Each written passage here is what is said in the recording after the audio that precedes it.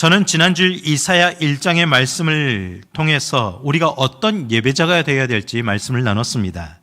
하나님께서는 마음의 중심을 담지 않는 거칠에만 남아있는 예배, 형식적인 예배, 그 예배와 그 제사와 제물은 받지 않으시겠다고 분명 말씀하셨습니다. 얼마나 내가 그걸 싫어하는지 너희들이 알아야 된다라고 말씀하셨습니다. 여러분 한 주간 삶의 예배자로 사셨습니까?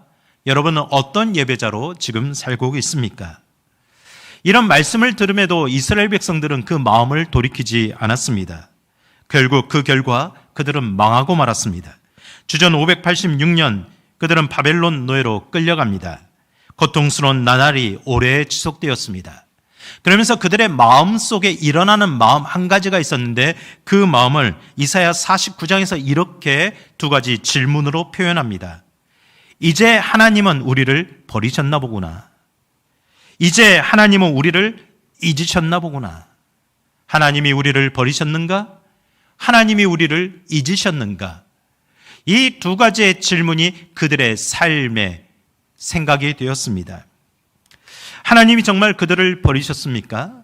하나님이 그들을 정말 잊고 계셨습니까? 하나님의 마음은 어떠한 것일까요? 그 질문에 대한 답을 이렇게 말씀합니다. 이사야 49장 15절과 16절 말씀 우리 하나님의 음성으로 함께 들어보겠습니다. 함께 읽겠습니다. 여인이 어찌 그 젖을 먹는 자식을 잊겠으며 자기 태여서 난 아들을 긍휼히 여기지 않겠느냐. 그들은 혹시 잊을지라도 나는 너를 잊지 아니할 것이라. 내가 너를 내 손바닥에 새겼고 너의 성벽이 항상 내 앞에 있나니. 하나님은 우리를 잊지 않으십니다. 하나님은 우리를 기억하고 계십니다. 하나님은 결코 자기 백성을 버리지 않으셨습니다. 그 말씀처럼 주전 538년 페르시아 왕 고레스 왕이 그 나라를 다스릴 때 그들은 예루살렘으로 돌아오기 시작했습니다. 주전 516년 그들이 고대하던 예루살렘 성전이 회복되었고 70년 만에 제2의 성전이 완공되었습니다. 예배가 회복됩니다. 성도들이 다시 모입니다. 우리가 코로나의 3년 기간을 보내면서 흩어졌던 성도들이 모이기를 바라는 마음처럼 이스라엘 백성들도 조금씩 모이기 시작했습니다. 하나님 앞에 모일 때 그들의 소망이 있었을 겁니다. 분명한 기대감이 있었을 겁니다. 아무 기대감 없이 예배를 드리는 사람이 없는 것처럼 말입니다. 그들은 앞으로 다가올 축복의 시간만을 기대했을 겁니다. 하나님께서 부어주실 축복을 소망했습니다. 그 삶은 어떠했을까요? 그들의 바람처럼 그렇게 이루어지지 않았습니다. 그들의 삶은 힘들었습니다. 포로 생활을 사는 삶이나 고국에 돌아와서 사는 삶이나 그냥 똑같았습니다. 아니, 지금이 더 힘들었습니다. 이런 삶을 언제까지 살아야 될 것인가? 그들의 마음속에 다시 똑같은 질문이 스물스물 올라오는 겁니다. 하나님은 우리를 버리셨는가? 하나님은 우리를 잊으셨는가? 주중에 한 집사님이 교회를 찾아와 상담을 요청했습니다. 그리고 저에게 내뱉는 말은 목사님, 너무 힘들어요. 기도를 하는데도 힘들어요. 뭐라고 기도해야 될지를 모르겠어요. 하나님은 왜 저에게만 응답을 해주지 않으시는 걸까요? 언제쯤 이 고통 속에서 빠져나올 수 있을까요? 저는 그 음성을 오늘 말씀으로 듣게 됩니다.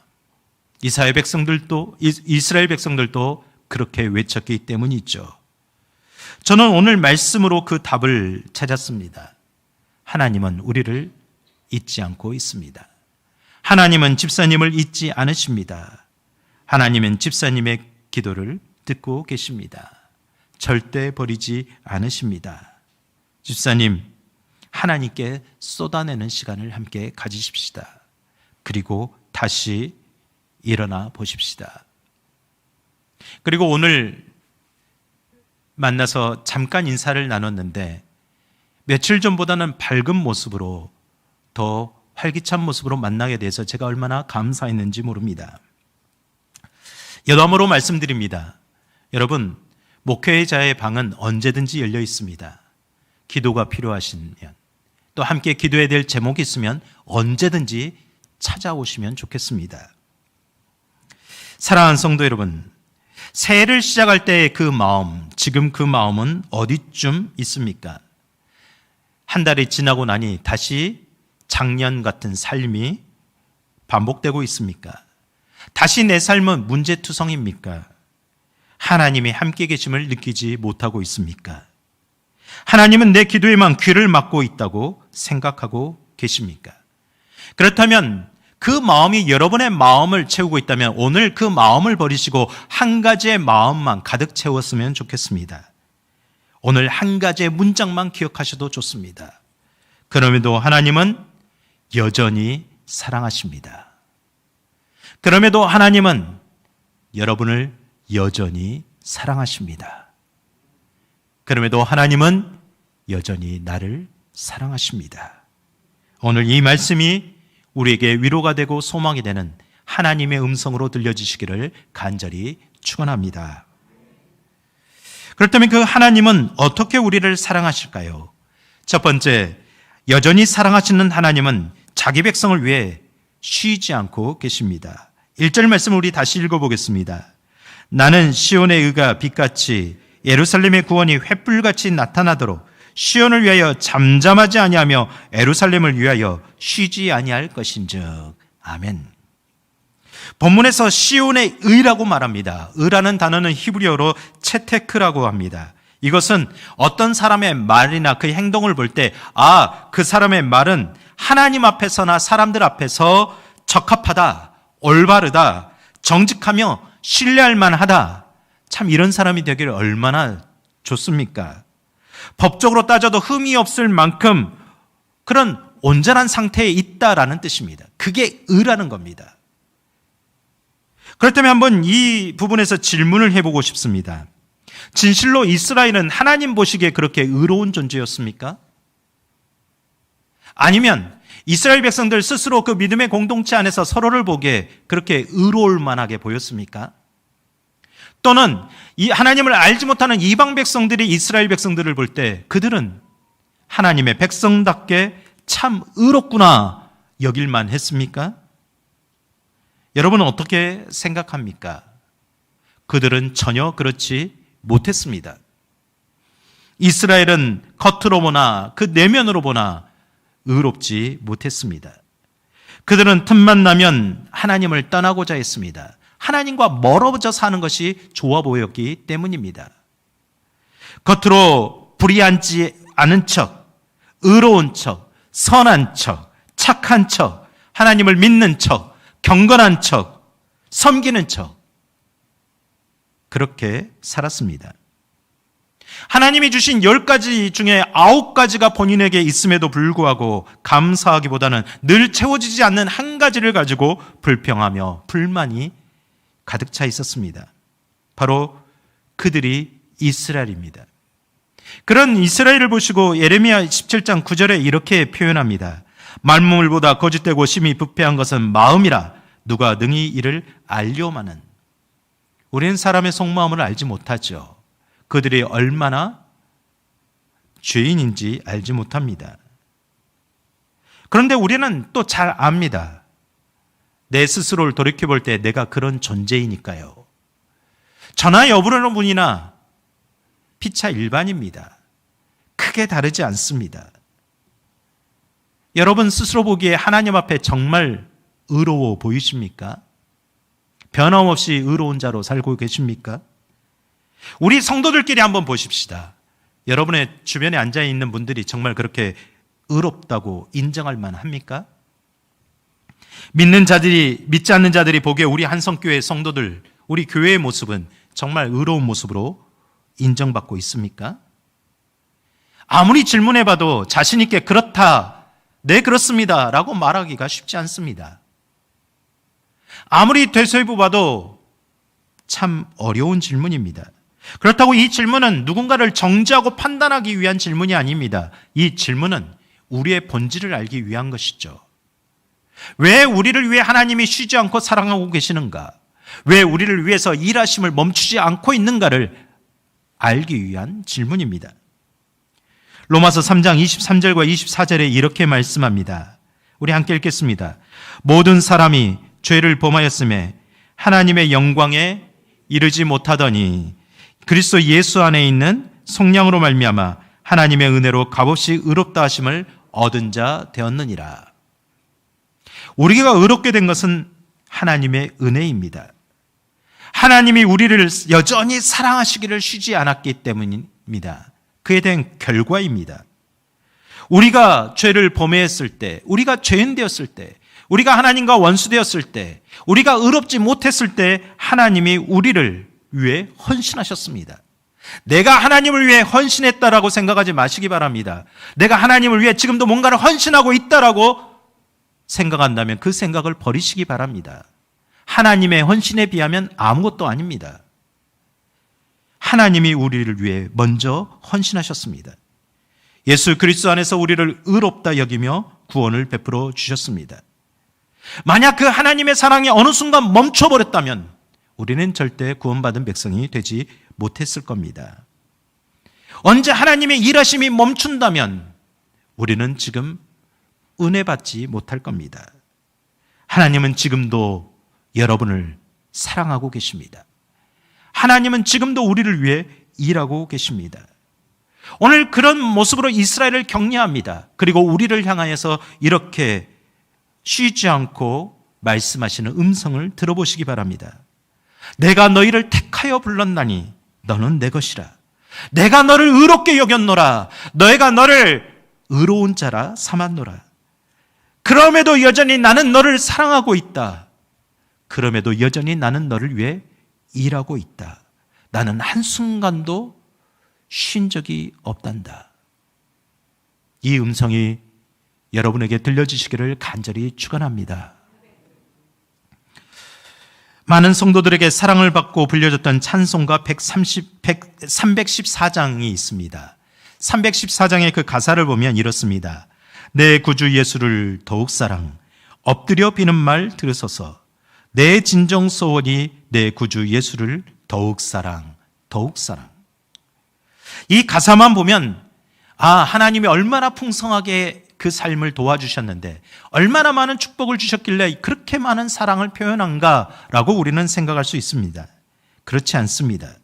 이 찬송시가 만들어지기까지는 가슴 저리게 슬픈 상황이 있었습니다. 이 찬송의 작시자였던 엘리자베스 페이슨 프렌스티는 워낙 병양했던 사람입니다. 늘 침상에서 종일 누워 있어야 살 수 있는 그 정도로 약한 사람이었습니다. 그녀는 조지 루이스 프렌스티 목사님과 결혼했습니다.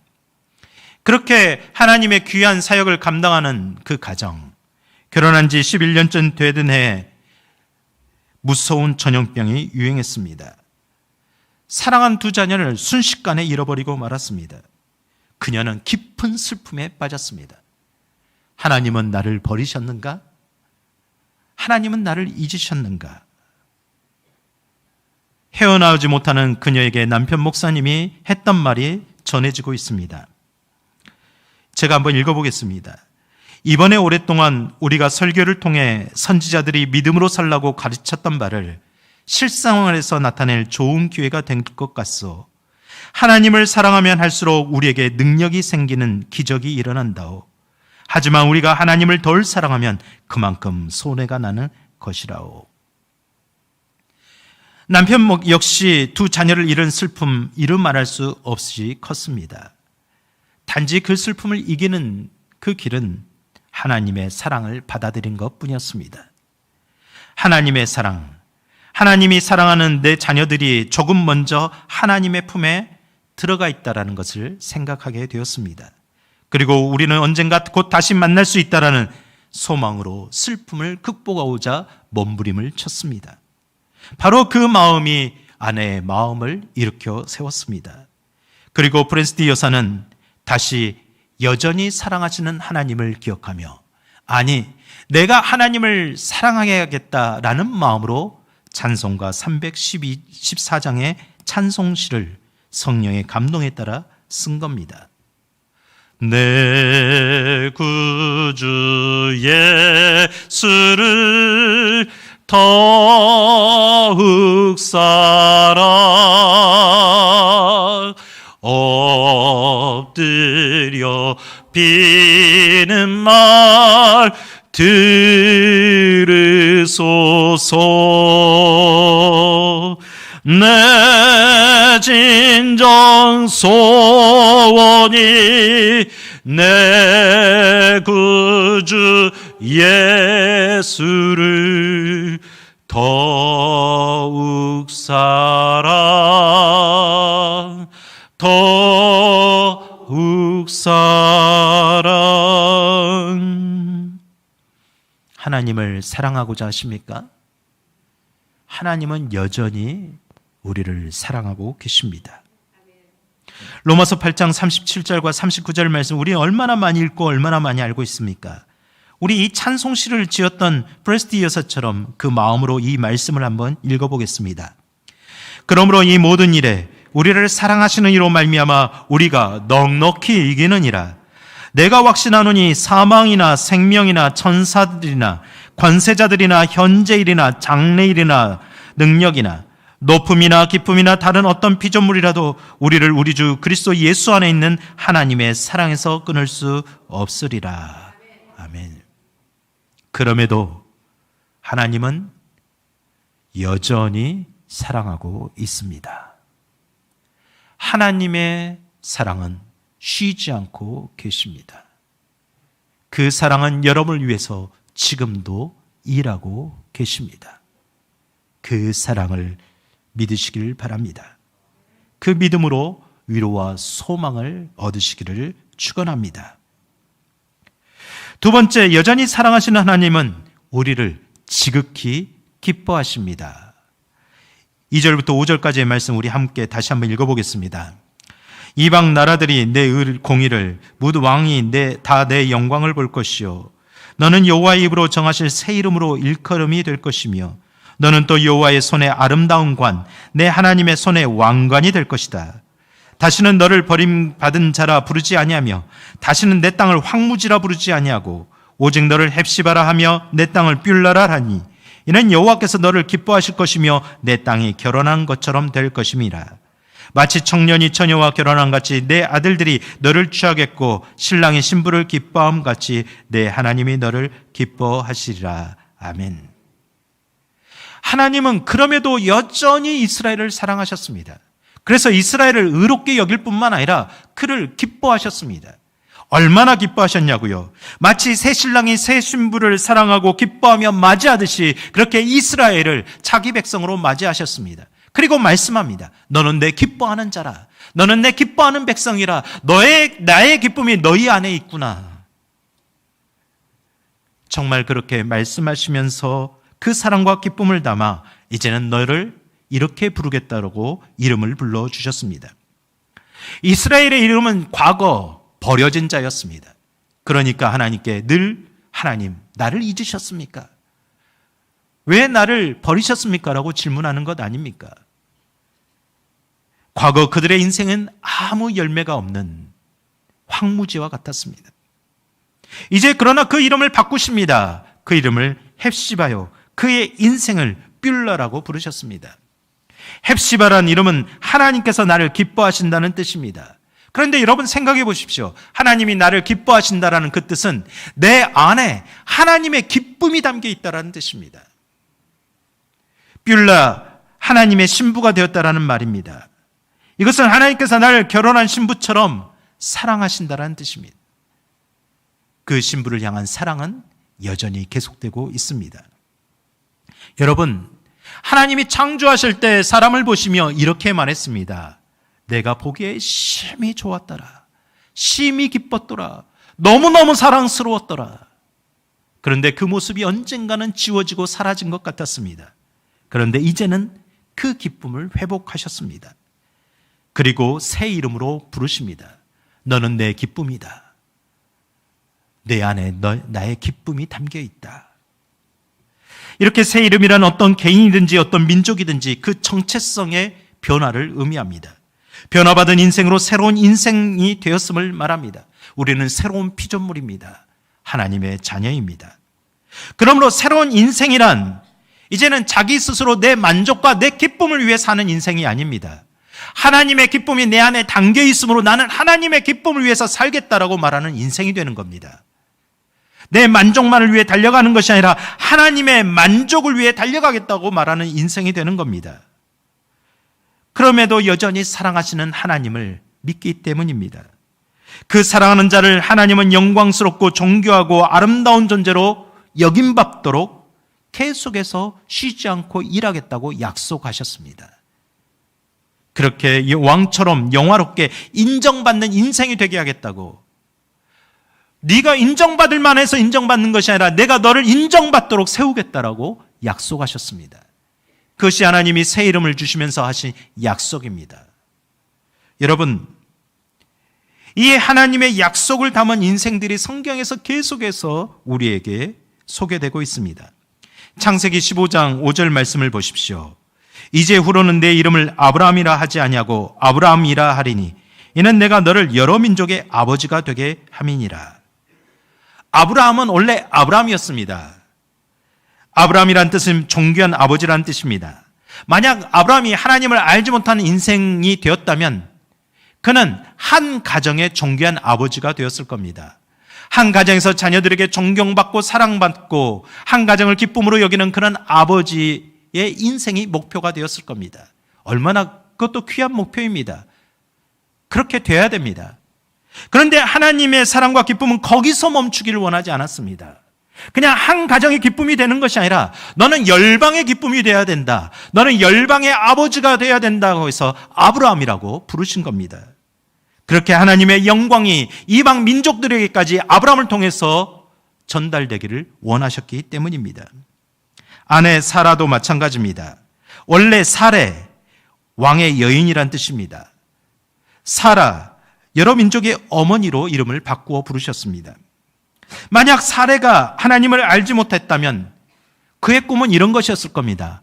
왕의 여인처럼, 왕비처럼 그렇게 대접받고 우아하게 살고 싶다. 모든 우리 어머니들의 꿈이 그것입니까? 우리의 딸들이 그렇게 살기를 원하고 계십니까? 우리 청년들의, 우리 여성분들의 꿈이 그것입니까?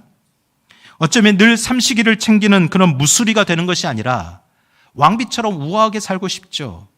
저도 왕처럼 대접받고 살고 싶습니다. 늘 사람의 마음이 그렇습니다. 그런데 하나님의 마음은 거기에서 멈추는 것을 원하지 않으셨습니다. 하나님은 그럼에도 여전히 사랑하시는 이유가 하나님의 그 사랑을 안다면 너는 민족의 어머니가 되어야 된다. 이 민족을 품는 내 기쁨이 되어야 된다라고 말씀하시는 겁니다. 그래서 사라가 된 겁니다. 이처럼 이름 안에는 하나님의 기쁨이 담겨 있습니다. 하나님의 영광이 담겨 있습니다. 하나님의 놀라운 은혜가 담겨 있습니다. 여러분, 아브라함과 사라만 그렇습니까? 야곱을 알고 있습니다. 창세기 32장 28절 말씀을 우리 함께 읽어보겠습니다. 그가 이르되 내 이름을 다시는 야곱이라 부를 것이 아니요 이스라엘이라 부를 것이니 이는 내가 하나님과 및 사람들과 겨루어 이겼음이니라. 원래 야곱의 이름은 발 뒤꿈치를 붙잡다라는 뜻입니다. 이름처럼 살았습니다. 태어날 때부터 형의 발 뒤꿈치를 붙잡았습니다. 그는 평생 남의 발 뒤꿈치를 붙들면서 뒤통수 치는 그런 사람이었습니다. 어떻게 해서든지 자기의 이익을 취하고자 하는 사람이었습니다. 그런데 그런 인생을 하나님이 이스라엘이라 불렀습니다. 남 뒤꿈치만 붙들지 말고 좀 새로운 인생이 되라. 이제는 하나님을 붙들고 살아라. 여러분, 이스라엘이라는 뜻은 하나님과 더불어 싸우는 자, 겨루는 자라는 뜻입니다. 그가 겨루어서 하나님을 진짜 이길 수 있었을까요? 그가 정말 하나님과 겨루어서 승리했던 건가요? 어느 누가 하나님과 싸워 이길 수 있다라는 말입니까? 여러분, 야곱이란 이름을 다시 생각하시기 바랍니다. 야곱이란 이름은 하나님과 더불어 힘을 얻는 자라는 뜻입니다. 하나님과 더불어 살아가는 자라는 뜻입니다. 이제는 자기 힘을 의지하지 않고 하나님의 힘으로 살겠습니다. 그런 인생이 되라는 하나님의 목적이 담겨 있는 겁니다. 저는 이렇게 생각을 해보았습니다. 만약 야곱이 천사와 씨름할 때 천사가 그의 환도표를 내려치지 않았다면 그의 인생이 어떻게 되었을까요? 그가 간절히 기도했을 때 그냥 응답해 주셨다면 그는 어떻게 살았을까요? 아마 야곱은 여전히 남 뒤꿈치만 붙잡는 인생이 되었을 겁니다. 여전히 남 뒤꿈치를 붙잡고 남을 속이는 인생으로 살았을 겁니다. 마치 자기의 힘으로 하나님을 이긴 것처럼 의시되며 자기 일을 주장하면서 그렇게 살았을 겁니다. 하나님이 응답해 주신 은혜는 금방 잊어버리고 교만한 마음으로 살았을 것이 분명합니다. 그래서 하나님은 그의 힘의 근원을 부서뜨린 겁니다. 그가 평생 다리를 절고 살았습니다. 여러분이 하나님께 기도했을 때 하나님이 여러분에게 이렇게 제시한다면 여러분은 어떻게 선택하겠습니까? 너 평생 다리 절면서 응답받고 살래? 아니면 응답받지 않고 그냥 갈래? 쉽지 않은 결정이죠. 야곱은 한 걸음 걸으면서 불편한 다리를 짚고 하나님, 왜 이렇게 하십니까? 그냥 응답해 주시면 되잖아요. 그렇게 원망하고 살았을까요? 아닙니다. 한 걸음 걸으면서 하나님의 은혜입니다. 한 걸음 걸으면서 과거로 다시는 돌아가지 않겠습니다. 야곱으로 살지 않겠습니다. 남의 뒤꿈치나 붙잡는 그런 인생으로 살지 않겠습니다. 새로운 인생으로 살겠습니다. 한 걸음 걸으면서 그럼에도 여전히 나를 사랑하시는 하나님의 사랑을 기억하면서 살겠습니다. 하나님의 기쁨으로 살겠습니다. 이렇게 살았을 것입니다. 사랑하는 성도 여러분, 이것이 하나님이 우리를 부르시는 방식입니다. 그렇다면 하나님을 우리를 어떻게 부르고 계십니까? 하나님은 지금 여러분에게 어떤 이름을 주셨습니까? 여러분의 부모님이 지어주신 육신의 이름 말고 여러분의 영적인 이름이 있습니다. 우리에게도 새 이름을 주셨습니다. 신명기 14장 9절 말씀을 보시면 이렇게 말씀합니다. 신명기 14장 9절 말씀 함께 보겠습니다. 너는 내 하나님 여호와의 성민이라. 여호와께서 지상 만민 중에서 너를 택하여 자기 기업의 백성으로 삼으셨느니라. 여러분, 우리의 이름은 여호와의 성민입니다. 성민, 거룩한 백성입니다. 그래서 그 성민, 거룩한 백성이 성도라 부름받는 겁니다. 성도만큼 존귀한 이름은 없습니다. 성도만큼 거룩한 이름은 없습니다. 그렇다면 왜 우리를 성도라고 부르셨을까요? 왜 우리를 성도라고 칭하고 계실까요?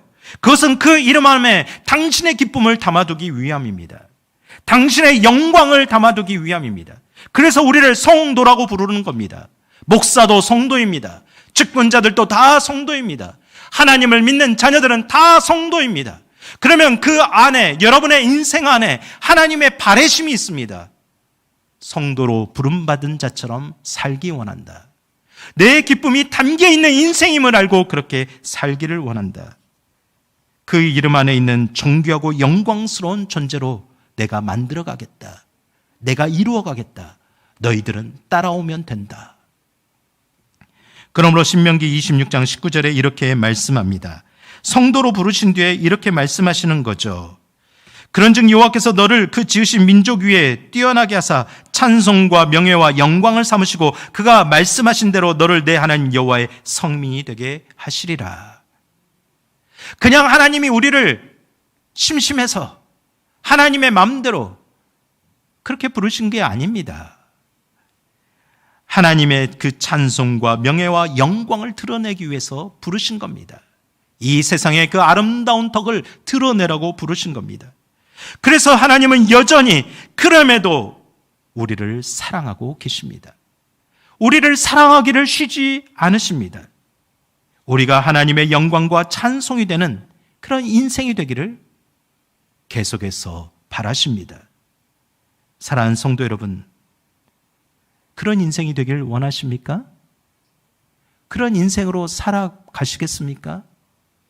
오늘 이 시간 하나님이 여러분의 이름 안에, 여러분을 부르는 그 이름 안에 그런 존귀한 뜻이 담겨 있다는 것을 다시 되새겼으면 좋겠습니다. 그래서 내가 하나님이 지극히 기뻐하는 인생 되길 원하길 원합니다. 내 인생 안에 하나님의 기쁨이 담겨 있기를 바라는 그런 인생 되길 원합니다. 바로 그러할 때 하나님은 우리를 쉬지 않고 돕고 계십니다. 만약 그 사랑을 믿는다면, 그 은혜를 믿는다면 우리가 어찌 옛 이름처럼 너는 버려진 자라. 내 인생은 황무지와 같다. 아무 열매도 없다라는 그런 이름으로 살겠습니까? 우리는 절대 그렇게 살 수가 없는 겁니다. 우리가 성도로 부름받지 못했을 때처럼, 우리가 죄인 되었을 때처럼, 우리가 십자가의 그 존귀한 사랑을 알지 못했을 처럼 그렇게는 절대 살 수가 없는 겁니다. 그러므로 디모데후서 1장 9절에 이렇게 말씀합니다. 우리 디모데후서 1장 9절을 함께 읽겠습니다. 하나님이 우리를 구원하사 거룩한 소명으로 부르심은 우리의 행위대로 하심이 아니요 오직 자기의 뜻과 영원전부터 그리스도 예수 안에서 우리에게 주신 은혜대로 하심이라. 아멘. 우리를 성도로 부르시면 새로운 소명으로 부르시는 겁니다. 새로운 인생으로 부르시는 겁니다. 그렇게 성도들에게 임하는 하나님의 은혜를 세상 사람들은 잘 이해하지 못합니다. 그것을 우리가 어떻게 보여줄 수 있을까요? 여러분, 세상 사람들은 우리를 보고 하나님의 살아계심을 볼 겁니다. 어떻게 볼 수 있을까요? 느낄 수 있는 거죠. 아니, 저 사람은 왜 저렇게 살아가는 거야? 쥐뿔 가진 건 아무것도 없으면서. 왜 저 사람은 저렇게 힘을 내고 있는 거야? 왜 저렇게 평안할 수 있는 거야? 저렇게 힘들면서. 왜 저 사람은 그렇게 자유하고 있는 걸까? 왜 뭐든지 괜찮다라고 말할 수 있는 걸까? 저렇게 나보다 더 고통스러우면서. 이해할 수 없습니다. 그러나 그 사람의 인생을 보니 뭔가는 느껴지는 겁니다. 그 인생 안에는 하나님의 기쁨이 담겨 있기 때문입니다. 그 인생 안에는 자신의 것이 가득 차 있는 것이 아니라 하나님의 사랑이 가득 차 있기 때문입니다. 그러므로 우리가 성도로 살아갈 때 사람들은 느끼게 되는 겁니다. 아, 하나님이 계시는구나. 하나님이 함께 하시는구나. 성도는 아무리 감추려고 해도 그 안에 담긴 하나님의 기쁨을, 하나님의 사랑을 절대로 숨길 수가 없는 존재입니다. 바로 저와 여러분들이 그런 존재입니다. 바로 이것이 오늘 우리에게 주어진 새로운 소명의 길입니다. 바로 이것이 우리가 걸어가야 될 사명의 길입니다. 여러분, 이 한 주간을, 이 2월달을 어떻게 살아가시겠습니까? 베드로전서 2장 10절 말씀을 읽고 말씀을 마치겠습니다. 우리 함께 읽겠습니다. 너희가 전에는 백성이 아니더니 이제는 하나님의 백성이요 전에는 긍휼을 얻지 못하였더니 이제는 긍휼을 얻은 자니라. 아멘. 그럼에도 하나님은 여전히 사랑하고 계십니다. 하나님의 사랑은 멈춤이 없습니다. 하나님의 사랑은 계속되고 있습니다. 하나님이 여러분을 그 안에 기쁨을 담고자 일하고 계십니다. 여러분도 그 사랑에 반응하며 함께 살아가는 하나님의 백성으로 살아가는 그런 삶이 되기를 간절히 축원합니다. 우리 함께 기도하십시다. 하나님, 하나님의 기쁨이 내 안에 담겨 있습니까? 하나님의 사랑이 내 안에 담겨 있습니까? 그럼에도 여전히 나를 사랑하십니까? 믿음으로 살겠습니다. 사랑으로 살겠습니다. 기쁨으로 살겠습니다. 함께 고백하십시다. 걸어가시고 내려오신 아버지 하나님, 주님 앞에 나오는 이 심령들, 오늘 하나님이 그럼에도 여전히 나를 사랑하심을 하나님 믿습니다. 하나님이 여전히 나를 기뻐하고 계심을 믿습니다. 이 믿음이 나를 세워가게 하옵소서. 이 기쁨이 내 삶을 가득 채우게 하옵소서. 이 사랑이 내 삶을 풍요롭게 하옵소서. 주님 믿습니다. 주님 믿습니다. 주님의 은혜를, 주님의 사랑을 믿습니다. 이 믿음으로 살겠습니다. 이 사랑으로 살겠습니다. 혹여나 우리가 그것을 잊어버린다면 주님 깨닫게 하옵소서.